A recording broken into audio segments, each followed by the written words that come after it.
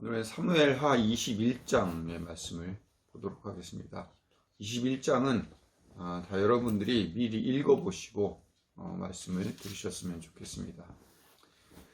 오늘 내용이 좀 이해가 안 되는 부분이나 오해가 될 수 있는 부분들이 있기 때문에 본문을 충분히 이해한 다음에 말씀을 들으셔야 합니다. 새해 동안이나 흉년이 들었습니다. 흉년이 들었다는 것은 하나님이 개입하셨다는 의미입니다. 천재지변, 인간이 어떻게 할 수 없는 상황 가운데 하나님이 말씀하시고 싶으셨던 것이 있으셨던 거죠. 기브온 사람들을 죽인 사울의 죄를 해결하시기 위함이라고 1절부터 나와 있습니다. 사울이 기드온 사람들이 이방인인데도 이스라엘 백성들과 함께 살고 있었던 이 시대에 이 이유는 원래 여호수아 시대로부터 돌아가야 됩니다. 여호수아 9장에 그 얘기들이 좀 나와 있습니다. 가나안 땅을 점령하면서 들어오는 이스라엘의 승승장구를 지켜보면서 기드온 족속들은 살아남기 위해 거짓말을 합니다. 가나안 지역에서 살고 있는데도 먼 지역에서 온 것처럼 떠돌이 유랑민족이라고 얘기를 해놓고 빵도 곰팡이 피게 이렇게 만들어 놓고 멀리서부터 당신들을 찾아왔노라 이렇게 얘기를 합니다. 그래서 이스라엘 백성들로부터 살아남아요. 이 민족들을 버리면 이 민족들을 죽이면은 내가 하늘 위에 하나님으로부터 벌을 받을 것이다 라고 약속까지 딱 받아놓은 다음에 며칠 지나고 나니까 이 기브온 족속들이 사실은 이 가나안 땅에 원래 살고 있던 사람들이 있어요. 약속 때문에 어쩔 수 없어서 대신 이스라엘 백성들의 평생 종이 되어서 생활을 하고 있었고 이 시대까지 해오고 있었던 상황입니다. 근데 사울이 왕이 되었을 때 사울은 기브온 백성들을 다 죽이려는 정책을 썼던 모양입니다. 근데 왜 그랬는지는 오늘 성경에 이유는 쓰여있지 않아요. 하지만 오늘 본문에서는 사울이 열심이라고 나와 있습니다. 특히 2장에 보면은 사울이 이스라엘과 유다 백성들을 편파적으로 사랑한 나머지 할 수 있는 대로 그들을 다 죽이려 하였다. 이거는 이제 표준세 번역에 나와 있는 얘기입니다. 우리 개정개혁으로 보면 열심이라는 단어를 사용을 하고 있습니다. 왜 그랬을까? 하나님께서 중요하게 생각하는 것과 사울이 중요하게 생각하는 것이 달랐다는 얘기입니다. 사울은 열심이 있었습니다. 왜 이런 열심이 있었을까요? 기브온 백성들을 남겨두면 나중에 이스라엘이 약해지거나 힘이 없을 때 이 기브온 백성들이 마음을 바꿔서 공격해 올 것이라는 생각을 해봤을 테고, 그래서 미리 싹을 잘라버려야 되겠다는 생각을 했을 것입니다. 물론 하나님께서도 가나안 땅을 정복할 때 한 민족도 살려두지 말라고 말씀하신 이유가 이스라엘이 힘이 약해졌을 때 반드시 공격해 올 것을 알고 계셨기 때문에 똑같이 말씀하신 이유도 여호수아 9장에 나와 있습니다. 하지만 하나님의 생각은 사울과 조금 달랐습니다. 약속이 중요하신 분이었습니다. 이스라엘 백성들이 틀림없이 기브온 백성들과 약속을 했습니다. 속아서 한 약속이든 알고 한 약속이든 지켜야 한다는 것을 이스라엘 백성들에게 보여주고 싶으셨던 거죠. 그리고 이스라엘 백성들을 부르시고 약속하셨습니다. 약속에는 어떤 책임이 따르죠. 하나님은 우리 인간들과 약속을 하셨어요. 계약이라는 말. 십계명은 명령이 아니에요. 계약이에요. 내가 너희들을 불러서 내 백성으로 삼았으니 이제 너희가 이것을 지켜내야 한다. 백성으로 삼았으니 지켜내야 한다고 인간과 신이 계약을 한 거예요. 계약서이지 명령서가 아니라고요. 하나님께서는 그 계약을 지키기 위해서 인간들이 그 십계명을 지킬 줄 모르니까, 지킬 수 없으니까 그 책임을 감당하시기를 결정하시고 아들을 보내서 십자가를 지게 하셨어요. 그리고 십계명을 지켜내게 만드셨어요. 그리고 우리에게는 믿음을 요구하셨죠. 믿음은 보이지 않는 약속에 대한 신뢰입니다. 약속은요, 상황이나 환경, 나의 감정보다 큰 거예요. 하나님의 약속하심엔 아들을 내어주심이 포함되어 있다고요. 그래서 하나님과 약속을 안 지키면 벌 받는다로 윤리화시키려는 것이 아닙니다. 하나님께서 오늘의 사건을 통해서 약속에 대한 이해를 우리에게 원하고 계시는 거예요. 기브온 백성들과의 약속을 중히 여기신 이유는 하나님은 약속의 하나님이시기 때문입니다. 특별히 기브온 백성들과의 약속을 중요하게 여기신 이유가 뭘까요? 이 기브온 백성들이 거짓말까지 하면서 자신들의 목숨을 지켰던 것은 하나님을 알고 있는 사람들이었어요. 여호수아 9장 24절에 표준세 번역으로 읽으면 이렇게 나옵니다. 여호수아에게 대답하였다. 우리가 그렇게 속일 수밖에 없었던 까닭은 주 하나님이 그의 종 모세에게 명령하신 것이 참으로 사실임을 우리가 알았기 때문입니다. 하나님이 이 땅을 다 다스릴 이스라엘 사람에게 주라고 명하셨고 이스라엘 사람이 보는 앞에서 이 땅에 사는 모든 사람을 다 죽이라고 명하셨다는 것을 우리가 들어서 알았습니다. 우리가 속임수를 쓸 수밖에 없었던 것은 우리가 이스라엘 사람들 때문에 목숨을 잃을까 두려워하였기 때문입니다. 여호수아 9장 24절에 이렇게 나와 있어요. 하나님은 약속의 하나님이라는 것을 이방 백성들인 기브온 사람들이 더 잘 알았어요. 다른 신과 다르다는 것을 깨우쳤죠. 정작 이스라엘 백성인 사울은 하나님이 어떤 분인지를 모르고 있었고요. 마치 이방인인 동방박사들이 예수님을 알아봤지만 정작 하나님을 가장 잘 알아야 하는 서기관과 제사장들이 모르고 있었던 것처럼 사울이 기브온 사람들을 죽인 이유는 지극히 합리적이고 당연한 이유였어요. 미리 일어날 일을 사전에 막기 위한 성실과 애씀이 있는 행동이었다고요. 어쩌면 더 잘해보려는 어떤 애씀이었어요. 열심이라는 단어에 집중을 해보자고요. 사울이 열심이 있어서 자손들을 위해서. 우리는 신앙을 열심의 싸움으로 생각을 해요. 얼마나 하나님께 열심을 다해 충성하고 봉사했고 애썼느냐로 신앙을 판단하게 됩니다. 우리가 무언가 더 기도하고 더 애써서 받아내는 것으로 신앙생활을 우리는 이해하고 있어요. 신앙은요, 하나님이 우리에게 주신 약속을 믿는 일이에요. 신이 주신 계명을 지켜내고 못 지켜내는 약속을 지켜내고 못 지켜내고의 문제가 아니라고요. 하나님께서 만들어가고 계신 약속에 하나님께서 만들어가고 계신 약속에 대한 우리의 신뢰, 믿음이죠. 부모가 자녀를 키울 때 보답을 바라고 키우나요? 하지만 부모는 자녀에게 베푸는 사랑을 알아주는 것이 효도이고 바람입니다. 자녀가 지키지는 못하는 약속의 어김을 형벌이나 책임으로 짐지우지 않고 부모가 오히려 책임을 가지고 약속을 만들어가고 자녀에게는 부모에 대한 신뢰를 요구하죠. 너 엄마 아빠 말 듣고 이렇게만 따라오면 돼. 사랑하는 사람들과의 관계가 이익을 주고받는 관계라면 그것이 사랑의 관계가 아닙니다. 약속과 신뢰가 우선하는 관계가 사랑의 관계이죠. 신뢰가 깨어질 때 관계는 깨어질 수밖에 없습니다. 신뢰를 확인할 수 없으면 불안이 찾아오죠. 눈으로 보고 확인해야 믿을 수 있는 관계는 사랑의 관계가 아닙니다. 약속이기 때문에요. 이스라엘과 이 기드온 백성들 사이에는 약속과 신뢰라는 조건이 맺어져 있어요. 이것을 이라는 이유로 사울은 깨트려 버린 거죠. 이것이 하나님께서 분노하신 이유고 가뭄이 들게 해서 이스라엘 백성들과 다윗에게 하고 싶은 말씀이 있으셨던 거죠.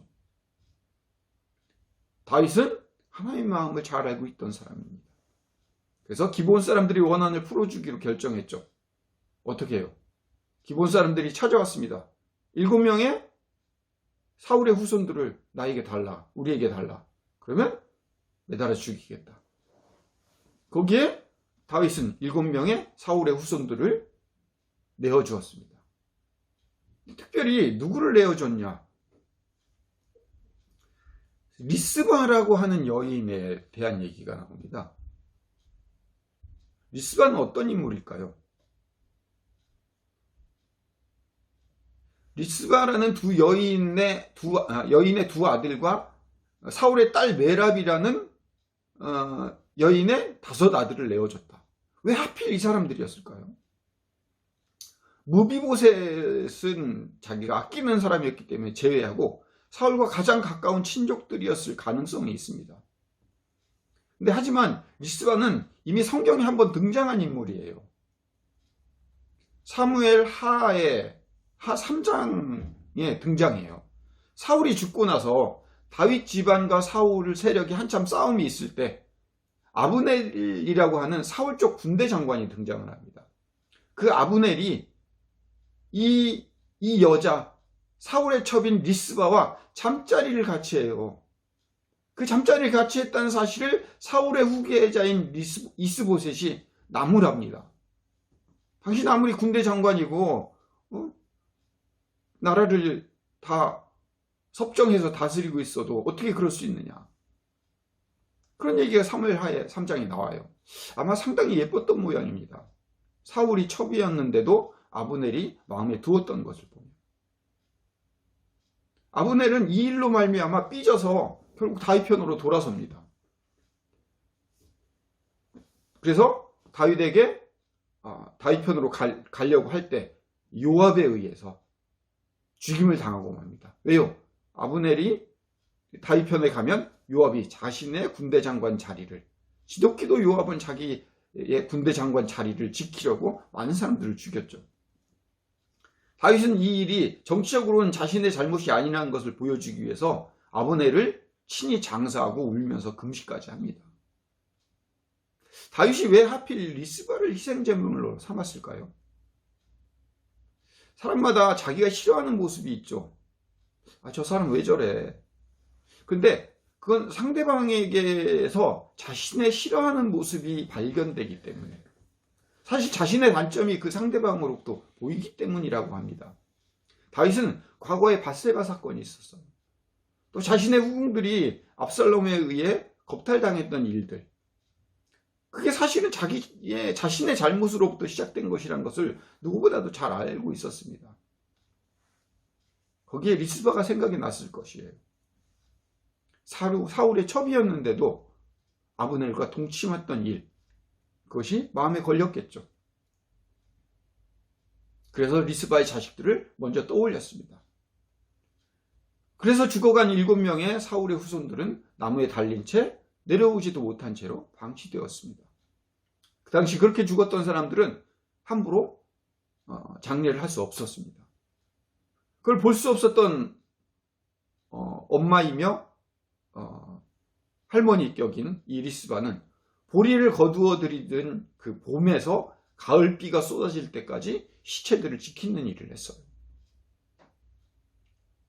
그 니네들 교회라는 모 교회 목사님의 설교에서 이 장면을 리스바가 굵은 배로 바윗돌 위에 쳐놓은 장면을 회개의 반석이신 예수 그리스도 앞에 앞으로 나아가는 모습으로 이렇게 리스바가 굵은 배는 회개, 바윗돌은 예수 그리스도의 반석, 그러니까 굵은 배 회개로 예수 그리스도의 반석 위에 놓고 회개로 나아갔던 리스바 때문에 사건이 결국은 좋은 것들로 바뀌었다. 결국 우리가 리스바가 회개했기 때문에 다윗의 마음도 바뀌고 비가 내리게 되었다. 참 개연성도 없는 알레고리적인 해석이에요. 결국 리스바가 얼마나 열심히 했느냐로 마무리 지어버리면 하나님이 어떤 분이신지 알 수 없잖아요. 하나님의 마음에 대한 이야기가 아닌 사람의 열심, 결국 사울이 기브온 사람들을 죽여낸 열심 있는 신앙으로 가자라는 결론밖에 내릴 수 없잖아요. 기브온 사람들이 원하는 대로 시행되었으면 바로 비가 와야 돼요. 근데 가뭄이 해결되지 않았어요. 마지막 14절에 보면 다윗이 지시한 모든 명령을 따라서 그대로 한 뒤에야 하나님께서 그들의 기도를 들어주셨다라는 말이 나옵니다. 그럼 14절까지 무슨 얘기가 나와요? 사울과 요나단의 뼈와 그 이 7명의 뼈들을 한꺼번에 모아서 그들의 조상인 기스, 그러니까 사울의 아버지 기스의 조상인 묘에 묻히고 나서야 이후에 하나님이 그들의 기브온 백성들의 기도를 들어주어 비가 내렸다. 만약에 단순히 그 기브온 백성들의 원한을 해결하는 것만으로 끝난다면 7명을 죽였을 때 바로 비가 내렸어야죠. 근데 6개월 동안이나 계속 비가 안 왔어요. 모든 사람들이 다윗의 지시한 모든 명령을 따라서 그대로 한 뒤에야 하나님이 그들을 돌보아 주시기를 비는 그들의 기도를 들어주셨어요. 7명 그 모든 뼈들을 다 묻히고 나서야.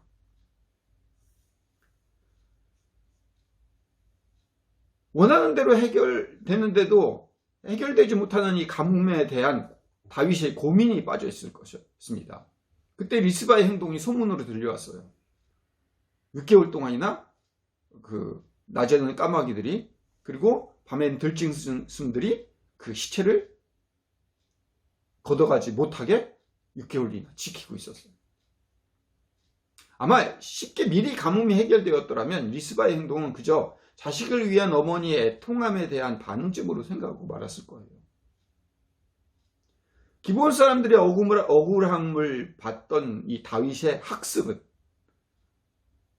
드디어 리스바에게로 눈길을 돌릴 수밖에 없었습니다. 그리고 다윗은 사울과 요나단의 뼈와 7명의 뼈들을 추스려서 함께 장사를 지내도록 했고 그 결과 하나님의 뜻이 이루어졌습니다. 그때까지만 해도 사울과 요나단의 뼈가 장사되지 못했던 상태입니다. 하나님의 약속에 포함된 또 다른 의미가 있습니다. 그건 회복과 위로입니다.